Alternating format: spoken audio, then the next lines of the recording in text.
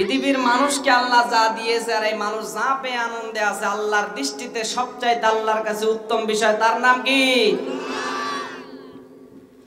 কুল বিফাদলিল্লাহি ওয়া বিরহমাতিহি ফাবিযালিকা ফালইফরাহু হুয়া খায়রুম মিম্মা ইয়াজমাউন। সূরা ইউনূস 11 নম্বর পারা 14 নম্বর পৃষ্ঠার 7 নম্বর লাইনে 4 নম্বর রুকুর 58 নম্বর আয়াতে আছে। তাফসিরে ইবনে কাসিরে পাবেন। আল্লাহ পাক বলেন, নবী আপনি বলুন, তামাম দুনিয়া যা পেয়ে আনন্দে আছে এটা একটা আনন্দের বিষয় না। আপনি মনে করেন 1000 বছর হায়াত পেলেন, 1000 বছরই আপনি ক্ষমতার চেয়ারে আছেন, তামাম দুনিয়া আপনার কথাই চলে। মরণের পর যদি ফেরাউনের মতো অবস্থা হয়, আপনার কপাল পোড়া। কথা বলেন না কেন? ও লোকটা প্রায় 600 বছর একাধারে ক্ষমতার চেয়ারে ছিল, কোনদিনও তার মাথা ধরেনি। সাউন্ড যেমন আছে এমনই থাক। 600 বছরের উপরে ক্ষমতা দুনিয়ায় থাকার পরে এত উপরে উঠেছে, বলেছে আনা রব্বুকুমুল আলা, আমি বড় রব। তা আল্লাহ তাকে এমন সুটকি দিয়ে রেখেছে, কিয়ামত পর্যন্ত মানুষের জন্য আল্লাহ বলেন এটা দৃষ্টান্ত হয়ে থাকবে। সুতরাং পৃথিবীতে বেশি দিন হায়াত পাওয়া, বেশি দিন ক্ষমতায় থাকা, বেশি টাকা পয়সার মালিক হওয়া, এটাই পৃথিবীর ময়দানে আসল সফলতা নয়। আল্লাহ পাক বলেন, আমার কাছে শ্রেষ্ঠ সফলতা, শ্রেষ্ঠ নিয়ামতের নাম হচ্ছে কোরআনে কারীম। কথা বলেন না কেন? একতার সিগনিফিকেন্স কি? একতার অর্থ হচ্ছে কোরআন যারা পেয়েছে আর এর উপরে যাদের বাস্তব জীবন চালাতে পেরেছে, এদের জীবন সফল। আল্লাহ যেন মাইক হাতে নিয়ে ঘোষণা দিচ্ছেন, ওয়াইয তাআল্লানা রাব্বুকুম লাইন শাকারতুম লাযিদান্নাকুম ওয়া লাইন কাফারতুম ইন্না আযাবি লাশাদীদ। জোরে বলেন আল্লাহু আকবার। সূরা ইব্রাহিমের 7 নম্বর আয়াতে আল্লাহ বলেন, আমি মাইক হাতে নিয়ে একটি এলান দিচ্ছি, একটি ঘোষণা, একটি এলান। কথাটা অনেক দামি কথা। আল্লাহ মাইক হাতে নিয়ে নেমে পড়েছে, একটি এলান শোনো দুনিয়াবাসী, একটি ঘোষণা শোনো। কি সেই ঘোষণা? লাইন শাকারতুম, যদি শুকরিয়া আদায় করো আমার নিয়ামতের, লাযিদান্নাকুম, অবশ্যই আমি আল্লাহ ওই নিয়ামত তোমাদের জীবনে বৃদ্ধি করে দেব। ঠাকুরগাঁওবাসী কি নিয়ামত জানলেন এতক্ষণ থেকে? তামাম দুনিয়া যারা পেয়েছে তার তুলনায় আল্লাহর কাছে এই নিয়ামতটা শ্রেষ্ঠ। সুতরাং এইটার অনুষ্ঠান আজকে আমরা পেয়েছি, আমাদের জীবনের শ্রেষ্ঠ নিয়ামত মনে করছি। শুকরিয়া আদার মাধ্যম 3টা, আরো আসতে বলেন কয়টা?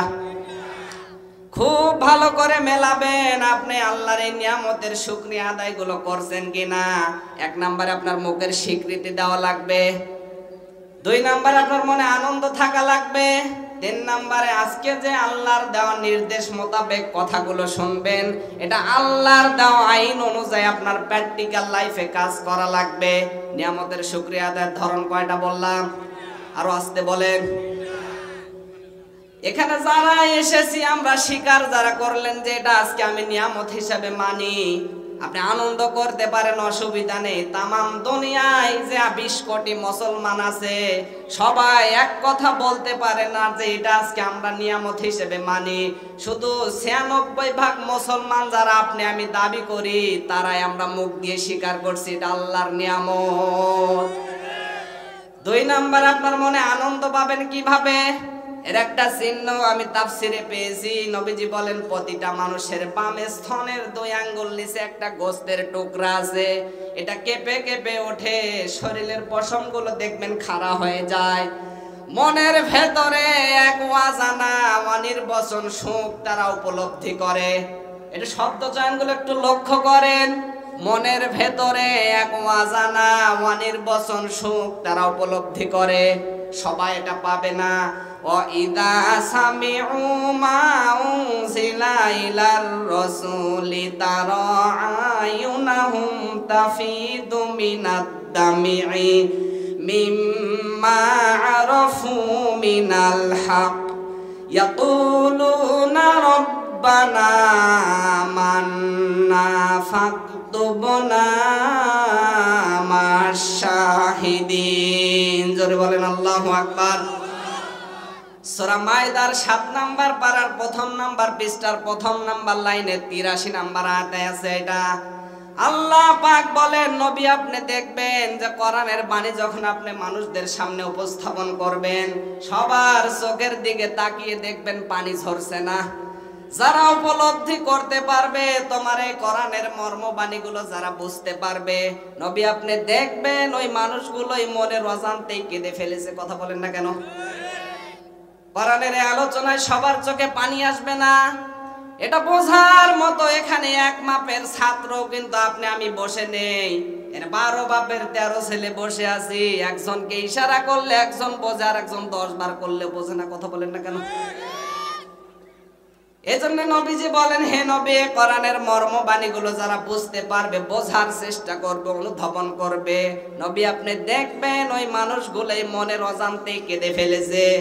3 নম্বরে, আজকে যে আল্লাহর দেওয়া নির্দেশ মোতাবেক কথাগুলো শুনবেন, এটা আল্লাহর দেওয়া আইন অনুযায়ী প্র্যাকটিক্যাল লাইফে কাজ করা লাগবে। শুধুমাত্র এখানে আসে কান দিয়ে শুনবেন, এই মাহফিল প্যান্ডেলে যাওয়ার পরে বের করে দিবেন, এমনটা কিন্তু আল্লাহ বলেনি। একটু খেয়াল করেন, আপনি যা শুনবেন এটা আপনার আল্লাহর দেওয়া আইন অনুযায়ী প্র্যাকটিক্যাল লাইফে কাজ করা লাগবে। এই আইন দুনিয়ার কোন নেতা নেত্রীর না, এটা দিয়েছে সরাসরি তিনি কে বলেন? পৃথিবীতে আমরা তামাম বাংলাদেশের এই 56,000 বর্গ মাইলের দেশে কিছু এখন নাস্তিক বের হয়েছে, এমন এমন ভণ্ডামি চালাচ্ছে। এই বাংলাদেশে আমাদের রক্তের ছাত্র ভাইরা দেশটাকে স্বাধীন করে নিয়েছে, কিছু ভণ্ড মানুষ এই বাংলাদেশটা দখল করে আছে। কথা বলেন না কেন? আরে আপনি কোন ধান্দায় বসে আছেন? আল্লাহ পাক কোরআনের বিধান দিয়েছে, আল্লাহর এই নিয়ামত।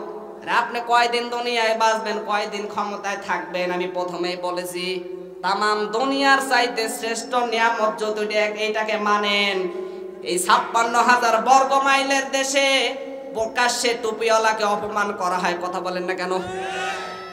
আপনি যদি এটাকে নিয়ামত হিসাবে মানেন, কোন টুপিওয়ালাকে অপমান করা যাবে না। বাংলার টেকনাফ থেকে তেতুলিয়া, রূপসা থেকে বাতরিয়া, বান্দরবন থেকে সুন্দরবন, প্রত্যেকটা জায়গায় পার্লামেন্টে একটা বিধান চালু করা লাগবে, তার নাম কি?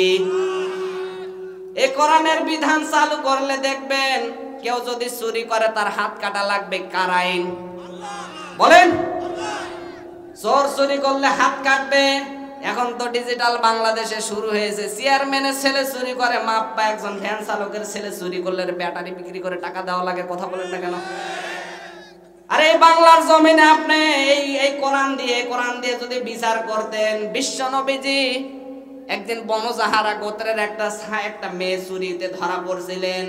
সাহাবা একরামরা ডাক দিয়ে বলছেন, ইয়া রাসূলুল্লাহ, ইয়া হাবিবাল্লাহ, এমন একজন ধনী ব্যক্তি, আপনি যদি এর হাতটা কেটে দেন, এই মক্কার জমিনে আমরা ইসলামী দাওয়াতি কাজ করতে পারবো না। বিশ্ব নবীজি আগুনের মতো লাল হয়ে গেলেন, ডাক দিয়ে বললেন, আজকে শুধু কেন, আজকে যদি আমার ফাতেমা যদি চুরিতে ধরা পড়তো, আমি ফাতেমার হাত কাটতে 1 সেকেন্ড দেরি করতাম না। আপনি কোন ধান্দায় বসে আছেন? কিয়ামতের দিন হিসাব দেওয়া লাগবে। টেন্ডেন্সি যদি সবার থাকে, এই টেন্ডেন্সি আপনার আমার আছে। শুধু আপনি নিজে আখের গুছিয়ে ফেলবেন, দুনিয়াটাকে আপনি জান্নাত বানিয়ে ফেলছেন, আখিরাত আপনার জন্য জাহান্নাম। কথা বলেন না কেন? হযরতে আবু বকরের জীবনের দিকে একটু তাকান তো। হযরতে আবু বকরের জীবনে আমি যতটুকু পড়ে দেখেছি, ইসলাম গ্রহণ করার পরে লোকটা দান করতে করতে এত নিঃস্ব হয়ে পড়েছিলেন, শেষ পর্যন্ত খেজুর পাতার পাটি পর্যন্ত তার স্ত্রীকে পরিধান করিয়েছেন। বিশ্বনবী মুহাম্মদ রাসূলুল্লাহ তাবুকের যুদ্ধের ডাক দিলেন, মসজিদে নববীতে নিজের পাগড়িটা, রুমালটা বিছিয়ে বেলালকে বললেন, বেলাল একটা ঘোষণা দিয়ে আসো। নবীজি যুদ্ধের ময়দানে যাওয়ার জন্য কালেকশন করছে, যার যতটুকু সামর্থ্য তারা যেন নিয়ে যায়। সবাই দান করছে, কেউ সম্পদের অর্ধেক, কেউ 3 ভাগের 2 ভাগ। হযরতে আবু বকর বাড়িতে যে সম্পদগুলো ছিল ওগুলো তো নিয়েছে, চুলার ভেতরে রান্না করা ছাই ছিল, ওই ছাইগুলো টোপলা বেঁধে নিয়েছে। স্ত্রী উম্মে রুমানা ডাক দিয়ে বলছে, স্বামী আমার, সবাই তো নবীজির এই যুদ্ধের জন্য অনেক কিছু দিচ্ছে, আমার তো দেওয়ার মতো অন্তত কিছু নেই, তুমি একটু অপেক্ষা করো। ঘরের ভেতরে প্রবেশ করে খেজুর দিয়ে বিছানো কিছু পাটি ছিল, ওটা তুললেন, পরনের শাড়িটা খুললেন, স্বামীর হাতে দিয়ে বললেন এটা নবীজির দরবারে নিয়ে যাও। সাহাবায়ে কেরাম যুদ্ধের ময়দানে ক্ষত বিক্ষত হবে, তাদের এই ক্ষত স্থানগুলো পরিষ্কার করে ব্যান্ডেজ করার মতো কাপড় লাগবে, আমার পুরাতন কাপড়টা দিয়ে হলো কাজ চলবে। দেখেন তো ভালোবাসা বেশি ছিলেন কি রাসূলকে। হযরতে আবু বকর দানগুলো নিয়ে গেলেন, নবীজির পা চাদরের মধ্যে ঢেলে দিলেন দান। তাকিয়ে দেখলেন ফেরেশতা জিবরাইল খেজুর পাতার পাটি পরে দাঁড়িয়ে আছে। বিশ্ব নবীজি ডাক দিয়ে বললেন, ইয়া আখি জিবরাইল, তোমাদের এরকম অবস্থা কেন? জিবরাইল আমিন ডাক দিয়ে বলছেন, হে নবী, আপনি কি আবু বকরের বাড়ির খবর জানেন? শুধু আজকে আমি একা না, আসমান জমিনে যত ফেরেশতা আপনি দেখতে পাচ্ছেন, আজকের এই দিনে সবচাইতে প্রিয় পোশাকের নাম হচ্ছে খেজুর পাতার পাটি। সুবহানাল্লাহ পড়েন। শুধু আমি একা না, আজকের আপনার দানকে আল্লাহ আরশ পর্যন্ত কবুল করেছে। আপনার স্ত্রী খেজুর পাতার পাটি পরে আছে, এই জন্য আমরা আবু বকরের স্ত্রী খেজুর পাতার পাটি পরে আছে। আজকে আমাদের আল্লাহ খেজুর পাতার পাটি আমাদেরকে পরিধান করিয়েছে। সঙ্গে সঙ্গে হযরতে আবু বকরের দান ওই দিন আল্লাহর ওই দিন সবচাইতে সেরা ছিলেন। এই আবু বকরের দিকে তাকানোর কথা বললাম, ইনি তো একটা ইতিহাস হয়ে আছে।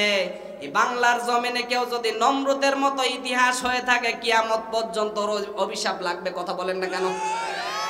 আর আপনি যদি মনে করেন আবু বকরের মতো, আবু বকরের নাম শুনলে মানুষের হৃদয়ে শরীরের লোমে শিউরে ওঠে। কথা বলেন না কেন? আপনি কোন টেন্ডেন্সি নিছেন? নমরুদ ফেরাউনের নাম শুনলে মানুষ ঘৃণা করে।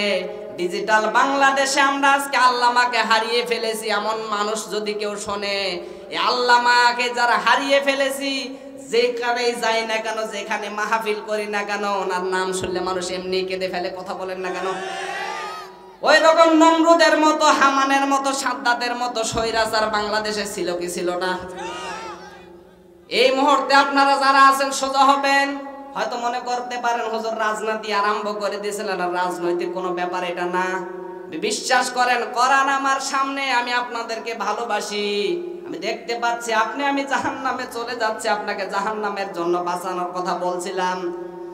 হযরতে আবু বকরকে সেই দিন প্রশ্ন করা হয়েছিল, হযরতে আবু বকর, বুঝলাম তোমার কাছে কিচ্ছু নেই, কিন্তু এই ছাইগুলো কি কারণে নিয়ে আসলা?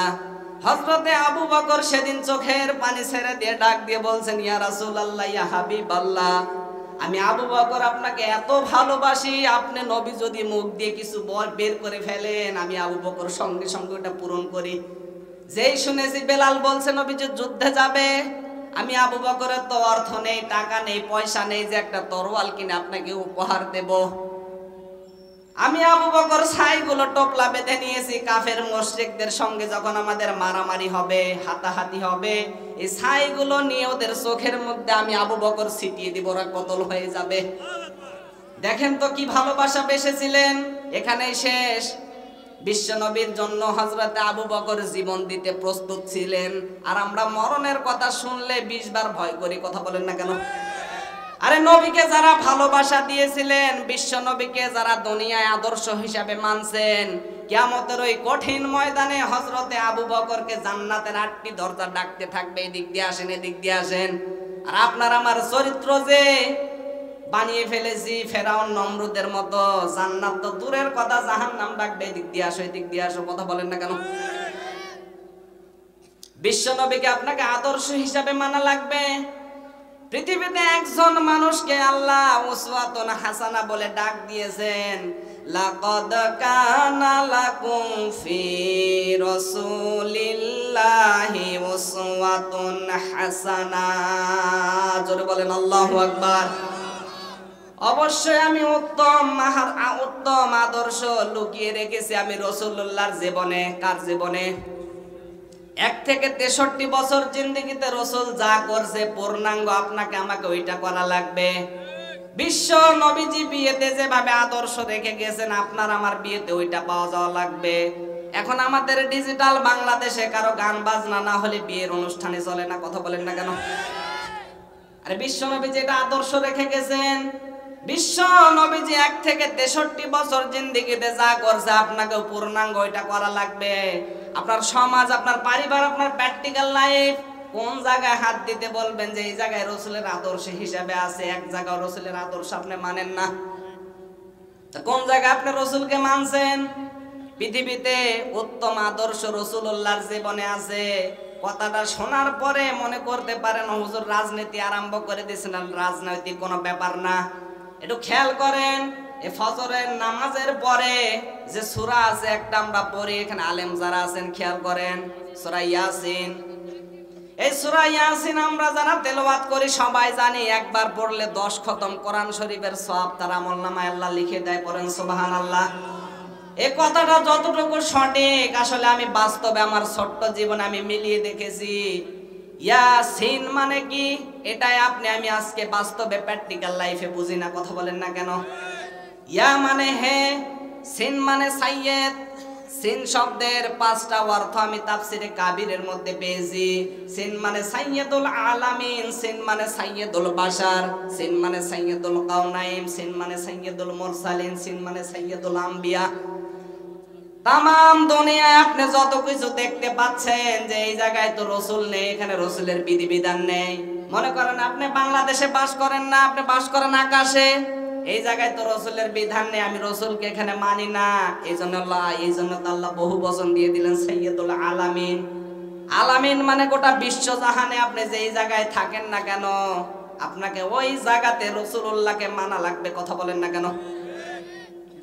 এরপরে দিয়েছেন আল্লাহ সাইয়্যেদুল বাশার। বাশার মানে মানুষ।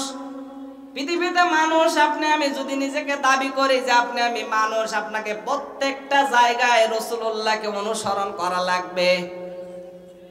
1 থেকে 63 বছর জিন্দেগিতে রাসূল যা করছে পূর্ণাঙ্গ জীবন ব্যবস্থা আপনাকে ওইটা করা লাগবে। কথা বলেন না কেন? আমি গতকালকে এক ভাইয়ের সঙ্গে চা খেলাম, এক হোটেলে চা খেলাম। এখন বাংলাদেশে আপনি মিলান তো রসুলের আদর্শের সাথে মিলছে কিনা এটা। এখানে শরিক ফাঁকি দেওয়া লোক নেই।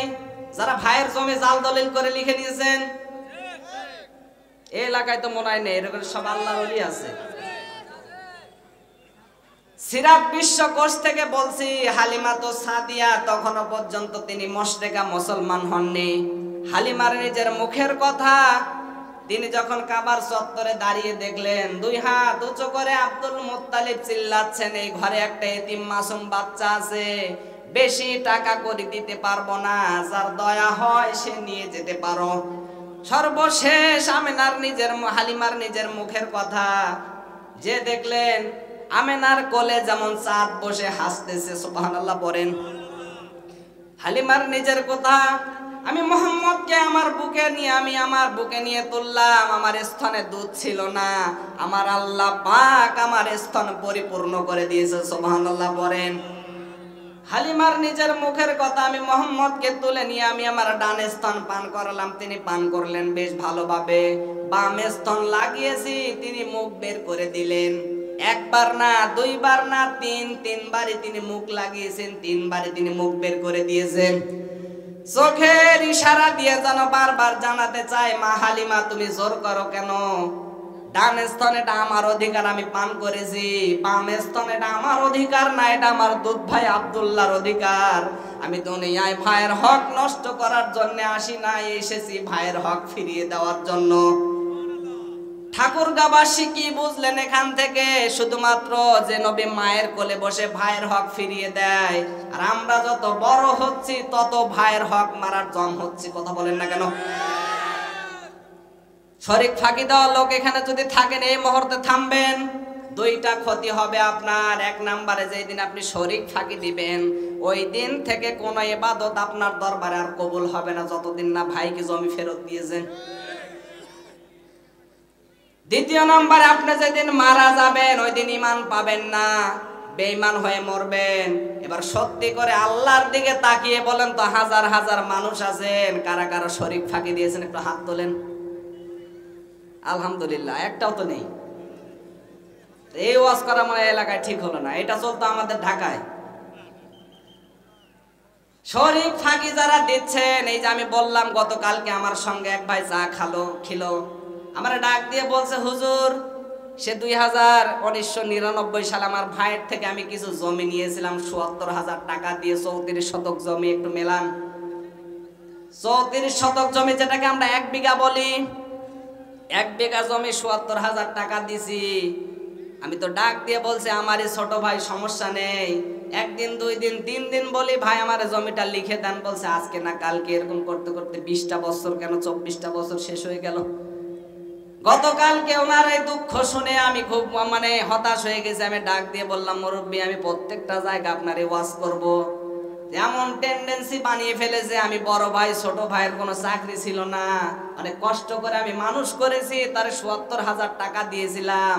সে সময়কার ৭৪,০০০ টাকার বর্তমান বাংলাদেশে এটা ৭৪ লাখ। কথা বলেন না কেন?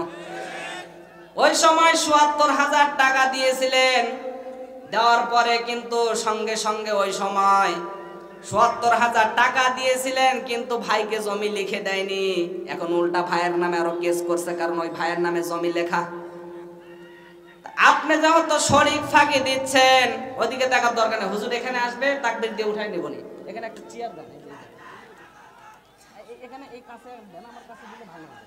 ওই চেয়ারটা দেন ভাইজান। লিল্লাহে তাকবীর, আল্লাহু আকবার, লিল্লাহে তাকবীর। জুবায়ের ভাইয়ের আগমন, প্রধান বক্তার আগমন, লিল্লাহে তাকবীর। জুবায়ের আহমেদ ভাইয়ের আগমন, মাহফিল কমিটির পক্ষ থেকে লিল্লাহে তাকবীর। প্রধান বক্তার আগমন, লিল্লাহে তাকবীর। প্রধান বক্তার আগমন, প্রধান বক্তার আগমন, লিল্লাহে তাকবীর।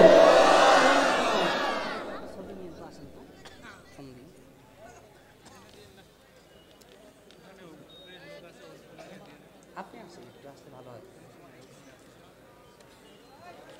হ্যাঁ বসেন বসেন, এটা বসেন। পয়েন্টটা ধরছি শেষ করে দিন, পয়েন্টটা ধরছি শেষ করে দিন। আমি উত্তর পাশে দর্শক ভাইদের দৃষ্টি আকর্ষণ করছি। আমাদের দক্ষিণ পাশে অনেক জায়গা রয়েছে, আপনার পিছন দিয়ে ঘুরে দক্ষিণ সাইডে চলে আসুন, ওখানে অনেক বসার জায়গা রয়েছে। উত্তর পাশে যিনারা দাঁড়িয়ে আছেন, ভাই আমি বলতেছি, যারা এই পর্যায়ে যারা বাইরে ঘোরাফেরা করছেন, আপনারা এই মুহূর্তে মাহফিল প্যান্ডেলে বসে যান। আমি বেশিক্ষণ কথা বলবো না, আমার কথা এখানেই শেষ।